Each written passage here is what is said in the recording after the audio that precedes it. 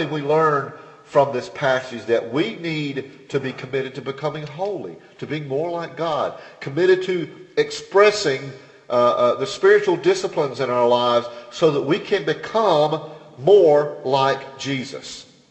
Committed to prayer, committed to reading the Word, and committing to other spiritual disciplines, to being able to hear the Word, to encourage other people while we're consistently and faithfully focusing on Jesus, which is what we should always strive to do when we're worshiping together.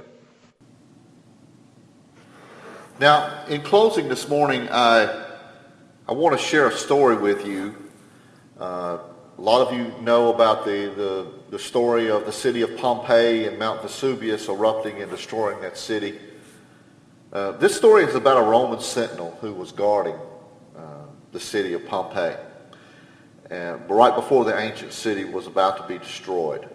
And there were so many who were found years and years later that were buried in the ruins, the volcanic ash, and they were discovered in vaults and chambers, some very deep chambers and deep vaults, who were evidently seeking to escape the destruction that was coming, that was impending because of the eruption of the volcano. But this Roman sentinel was found standing at his post by the gate.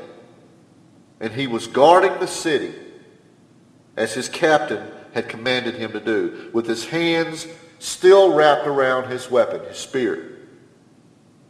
Now, while the earth was shaking so violently beneath his feet as the volcanic eruption began and the destruction was occurring all around him, while the floods of ashes and the cinders were overwhelming him, he still stood at his post.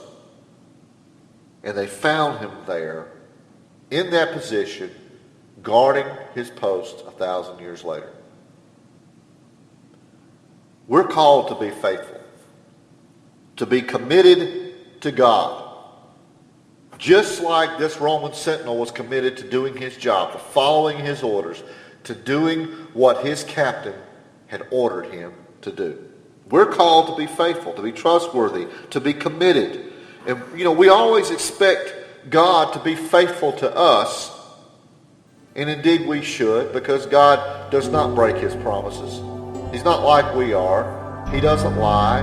He doesn't tell you something that he thinks you just want to hear. What God says God will do, what God promises he will fulfill. And God expects the same faithfulness from us in return. That's all he's asking. Faithfulness goes both ways in being able to establish a true, genuine, loving relationship between ourselves and our God. Thank you for listening to today's message. Join Michael next week on Faith to Victory Sunday Worship for another inspirational and encouraging message from God's Word. For more daily inspiration and encouragement from Faith to Victory Ministries, find us on Facebook, Google+, and YouTube.